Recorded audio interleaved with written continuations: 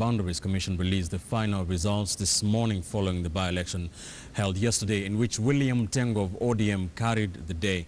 We're now joined by our coast reporter Francis Ontoma with the latest update. Francis, if you can hear me, what are the latest numbers very quickly, and what has been the reaction of both camps? Well, good afternoon, Ben Kitili, and it's just a few hours that declaration of William Mtengo as the new Member of Parliament for Malindi. And it is relatively calm here in Malindi, and of course both camps trying to give surgery into this particular exercise of how it all went.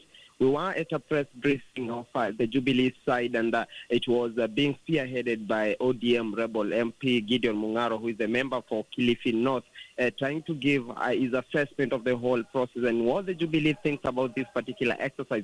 They think it's a sham, and they say that the Independent Electoral and Boundaries Commission did not give a fair ground to both camps, and they are claiming that there were massive cases of intimidation, voter intimidation, harassment. They say they have evidence of harassment, and they say that the other wing of the political divide was actually colluding with security apparatus to frustrate their side. Quite similar claims that are also coming from the court side, despite particular contest. They are saying that security apparatus were also colluding with the Jubilee side to intimidate their voters, to sway the voting, and ensure that their side garners victory. But by and large, the court side, it's victory and more victory, because we understand that William Mtengo will be moving around in a convoy of vehicles in Malindi town to thank his supporters, to ask for their support as he begins this new road of being the Member of Parliament for the area. While the Philip Charo side, the Jubilee candidate who actually lost to Mtengo, says that it's now back to the drawing board. They have said that they have conceded this particular defeat. They have agreed to the result and the outcome, but they are saying it's now a learning lesson, and they are now making a strategy for next year's polls, of course, after this by-election. Ben Kitili. Francis, we had reports of a few people who had been arrested, including the ODM communications director, that is Philip Etale. What is the latest on that front? Well, Ben, Philip Etale, actually yesterday, the ODM Secretariat, of course, led by the Secretary General Babu Namwamba, was announcing that they had gone to Malindi High Court and enabled to get orders to bar any sort of prosecution to be leveled against Philip Etale. And they are saying that they managed to get that particular orders. And now Philip Etale should be a free man, though we are yet to set our eyes on Philip Etale, who by yesterday authorities were saying that he was headed from Kilifi to Malindi. But then earlier on, the police had actually asked for 5 days to interrogate and to try and find out, rather investigate much more about Philip Etale's involvement in malpractices. And this is something that we were following it up. But then as by yesterday evening, they were that he was free. But then there were 2 other legislators, of course, allied to the Jubilee side, who had actually been also arrested over claims of misconduct.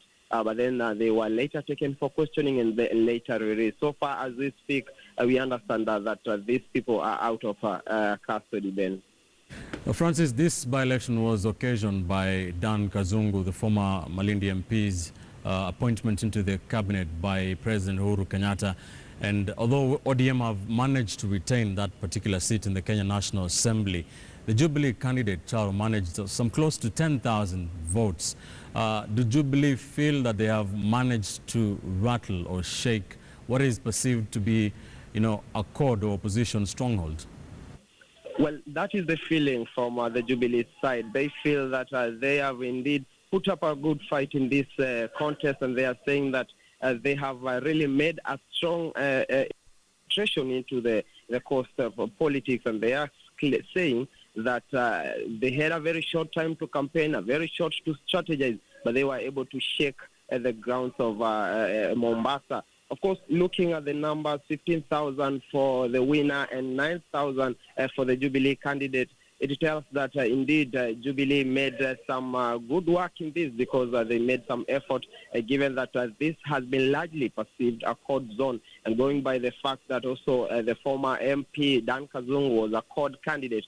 Of course, it's quite an impressive performance on their side despite the loss, and they are supposed really to even put up more focus if they are really going to make a serious impact next year in the 2017 general election.